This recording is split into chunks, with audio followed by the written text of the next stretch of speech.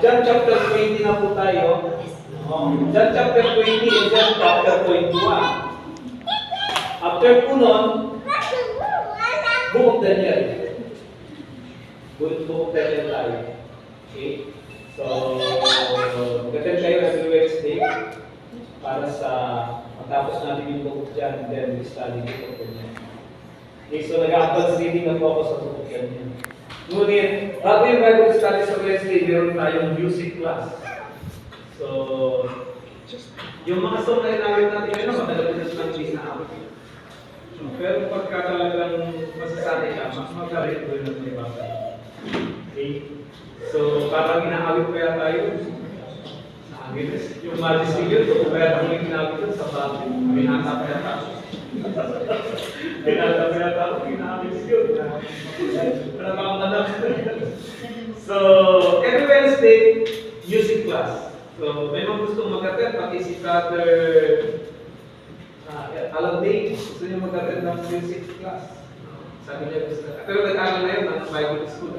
Ngunit gusto pa rin mag-attend ng Bible class. Pagka talagang nagsikapan niyo mag-attend ng music class. Okay? So, napakaganda na ang mag-lead ay may kakayahan na mag-aawit naman. So, lahat aawit, ito yung maganda sa leading.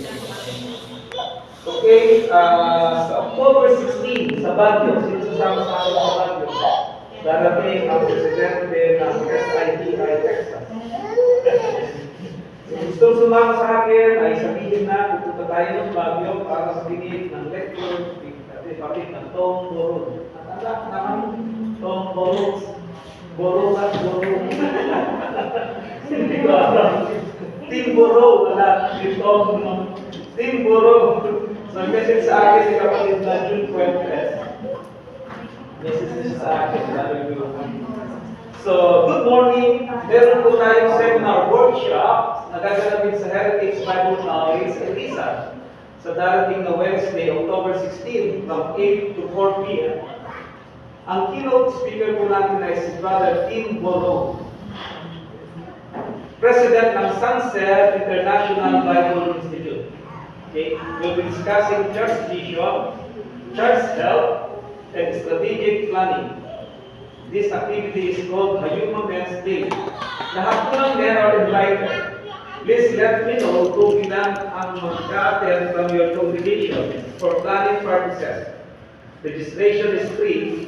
Mag-announce na lang po. Maraming salamat. So, direct na message sa akin yan ni kapatid mo dito. Kailangan ko talaga pumunta to kasi part ako na dati, ngayon nag-stop muna ako sa masteral. No, kasi very busy sa trabaho. Hindi ko pinataya. Kasi every time, lagi na lang pag may requirements, wala nang tulog yun.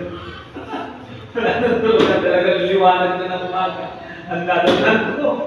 Kaya, sorry, stop muna ako. Mahirap kasi. Mahirap na lalo akong problema sa construction, problema sa collection, lalo na. So, mahirap. So, sabi ko, stop muna ako. Actually, lahat kami nag-stop.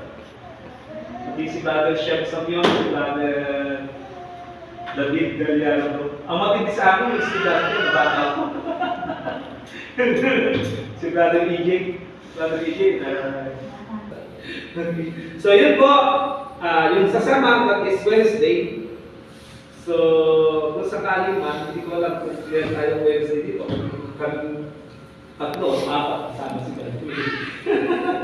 Balikan din yun. Nag-study ng umaga, balik din tayo. Para sa sumama ni Brother Alvin, di ba? Pwede naman tayo sa sasakyan. Kasi mga lalaki leadership. Leadership siya. Kung may sasama babae, siguro yan lang. Hindi lahat. Kung may bakante. Siguro, wala pasok ng Wednesday yun siya. Ngayon, kung Wednesday. Kaya tinatanong ko, kailangan ng simple ng allowance driver. So, pupunta tayo doon ng 8, kailangan 8 tayo doon, saalis tayo doon ng around 5, 6, 7, 8. So, mga 5 o 5:30. So, we have to 3 hours kasi ang plano. Eh kaso, ang daan natin is Marcos Highway, kaya 3 hours. Kung kailan, mga 2 hours, okay lang. Or 2 minutes. Pero sa lahat ng kailan, sa Marcos Highway tayo. So kung maaari matapos tayo ng 4, 5, 6, makapasyal pa tayo doon. Alis kahit na tayo ng 10 p.m. pwede na, makating tayo dito ng 12. Okay na yun. Kasi saan ko tayo ng Baguio. Pero kumita naman kami ng Baguio. So, kailangan dalhin natin dun si Brother Roland kasi, si Brother Julito. Kung hindi man tayo makapunta, isend natin. Kasi ano yun, seminar about leadership. Hunting and planning. Okay?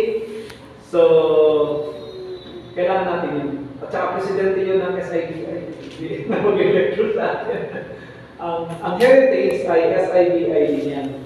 So, ang PIDI Angeles, SIBI din ang mga curriculum na ginagamit niya. Okay? So, yung SIBI Singapore, ito na doon. SIBI Singapore yun.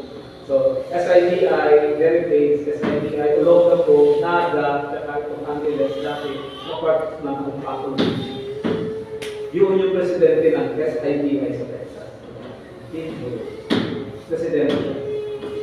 Okay, so, paano ito, kung presidente, ito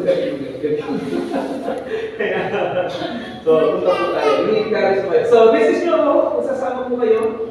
But, for sure, Lord willing, yung dalawang worker natin ngayon sa church, isa doon. Pero siyempre, kung may schedule man ako, kailangan makapunta rin ako doon. At kung sino magsabi sa sama, kung sumama ni Brother Alvin, ni Brother Ray, sino pa, kung gusto sumama ng misis nila, okay lang din kung mag-space. Pwede naman, pero kung dalawang sasakyan tayo, soldier ng church, part ng ministry ng mga siya. Yung isang sasakyan, pero may isang sasakyan.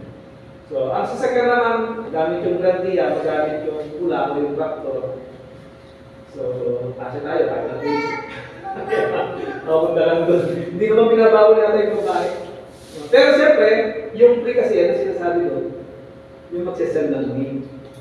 Free ka. Yung food kasi, yung pagkain doon. So, madali naman mga ganun. Pag-usapan na yun. Anong makapunan natin siya po yun. Okay? So, mark your calendar. October 16. And then, October 19, Sabado, is fellowship. And then, November 1 and November 2, lecture shift. Okay? So, San Fernando, hosted by Lau, San Fernando, and Mindanao. And then, November 1 ito yun. November 1, afternoon, naalis ako, punta ako ng Colombo. Mag-lecture ako about stewardship, resource mobilization, and management. That's my topic. Stewardship, resource mobilization, and management. And how to manage your blessings. Anong gagawin? Yung steward, yung pinagkatiwala sa'yo. Paano mo gagamitin, or not for your own glory, but it's for the glory of God. Thank you very much. Yes.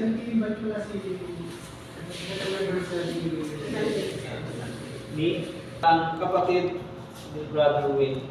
Actually, yung sunod-sunod kasi namatay sa atin. Parang ilan ba yung namatay sa atin? Sa isang taon. 4. Malaking natapos sa atin. Pero okay lang naman. Yun ang kalooban ng Panginoon. Kasi nahirap din naman na manatili tayo sa mundo dito na kung saan ay gumalay pa tayo. Doon din pupunta yan. Okay, nakapag-pray na tayo. We have our dinner for tonight. Let's enjoy our dinner. Ano tayo?